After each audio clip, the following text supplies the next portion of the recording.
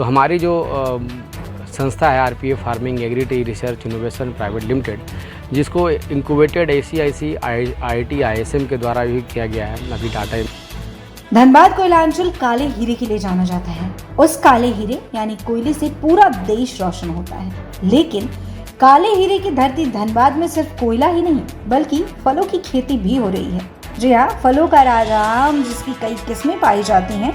आज हम उसी आम की बात करेंगे जिसकी अंतर्राष्ट्रीय बाजार में कीमत लाखों में है। चौंकने वाली बात जरूर है, लेकिन इसमें सच्चाई है। ये आम जापान में पाया जाता है। दुनिया में ये सबसे महंगी आम की किस्म है।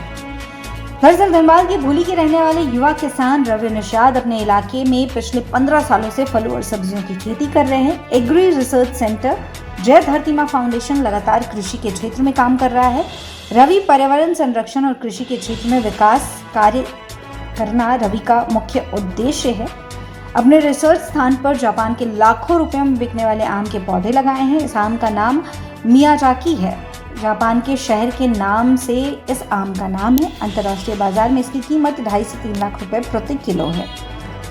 रवि निषाद ने बताया कि हमने बंगाल के रहने वाले एक मित्र के माध्यम से आम की इस प्रजाति को यहाँ लाया है। धनबाद के वैसे किसान जिन्होंने जमीन रहते हुए खेती छोड़ दी है, उन्हें फिर से खेती में वापस लाना ही हमारा मुख्य उद्देश्य है। पिछले 2 सालों से रिसर्च चल रहा है। अब मियाजाकी के पेड़ में आम के फल लगने शुरू हो गए हैं। आम पकने के बाद बेहतर जानकारी के लिए इसे रिसर्च लैब में भेजा जाएगा। वहीं एग्री रिसर्च सेंटर के रंजीत कुमार ने बताया कि यहाँ सेब, अंजीर, चीकू कई तरह के फल लगाए गए हैं। जापान के आम मियाजाकी को धनबाद की धरती पर लाकर टेस्ट किया जा रहा है। इसके बेहतर परिणाम देखने को अब मिल रहे हैं। बहरहाल कोयलांचल की काली धरती पर विदेशी आम देखने के लिए तो मिल ही रहे हैं। अगर ये पूरी तरह से सफल होते हैं तो धनबाद के लोग भी इस लखटकिया आम का सेवन कर पाएंगे।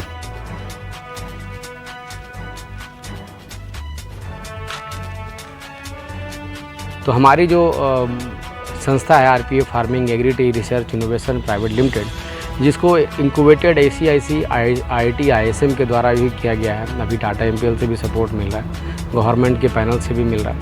तो हम मियाजाकी का जो मूल्य है वो मार्केट में, बाज़ार में, अंतर्राष्ट्रीय मार्केट में 2 से 2.5 लाख 3 लाख रुपये तक ये जाता है। इसकी खासियत अपने आप में एक बहुत बड़ा उदाहरण है। अगर ये क्या रिसर्च के लिए क्या IIT ISM में जाएगा? ये हमारे डॉक्टर पार्थो सर के कथन पे और हमारे डॉक्टर सीमा जो KVK है कृषि विज्ञान केंद्र से हम लोग को सपोर्ट मिल रहा है कृषि विभाग से। ये हम लोग को रांची लैब में ICR जो है प्लांडू, वहाँ भी जाएगा और ये हम लोगों ने कोलकाता लैब में भी भेजेंगे। तो हम लोग के मार्गदर्शन के तहत ही हम लोग जाएंगे और इसका क्वालिटी टेस्ट होगा। इसका क्वालिटी टेस्ट में जो भी रिपोर्ट आएगा उसके बाद हम लोग मियाजाकी कंपनी को जो आम को जो लेते हैं, जो इससे वैल्यू एडिशन बनाते हैं, उनको हम लोग मेल करेंगे एलिमेंट का। और अगर उससे हम लोग को रिज़ल्ट बहुत अच्छा आया और लेने के लिए तैयार हो गया कि हाँ यहाँ का आम का एलिमेंट और इसका जो क्वालिटी टेस्ट है बहुत सुंदर है, तो हम लोग धनबाद में 5 एकड़ 10 एकड़ में लगाएंगे और बहुत सारे किसानों को भी प्रेरित करेंगे। अभी तक तो हम लोग करीबन 4 दर्जन से ज़्यादा अवार्ड मिल चुका है और हम लोग 3 अंतर्राष्ट्रीय अवार्ड भी मिल चुका है। AIR नई पूसा दिल्ली में भी मिला पहला अंतर्राष्ट्रीय कॉन्फ्रेंस में। वहाँ पर हमारा तारबूज पकड़े हुए बहुत बड़ा फ़ोटो भी लगा था। और उसके बाद हम लोगों को OTG ऑडिटोरियम जो राष्ट्रपति भवन से थोड़ा सा आगे है, वहाँ भी हम लोग को मिला अवार्ड ब्रांड न्यू संस्था के द्वारा, नीति आयोग के। और भी बहुत सारे, अभी इंदौर में हम लोग को भारत श्री नेशनल अवार्ड के लिए बुलाया जा रहा है 11 अगस्त को। तो MSME डिपार्टमेंट से 4 जिला से हम लोग ले चुके हैं। मतलब बहुत सारे अवार्ड आदिवासी समिति से ले चुके हैं।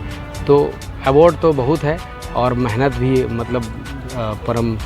ये वो जो आम है नूरजहान, आपको 2 से 3 साल मैं समय लूँगा, आपको फिर से धनबाद वासियों को उसका दर्शन कराऊंगा और किसानों को अवगत कराऊंगा। नूरजहान, ये नूरजहान एक ऐसा आम है जो अपने आप में एक मिसाल है और दुनिया का सबसे बड़े आकार का आम है और इसकी मिठास भी बहुत अच्छी है। इसका गुठली 150-200 ग्राम का होता है। आप समझ सकते हैं, गुठली 150-200 ग्राम का, तो आम कितना केजी का होगा?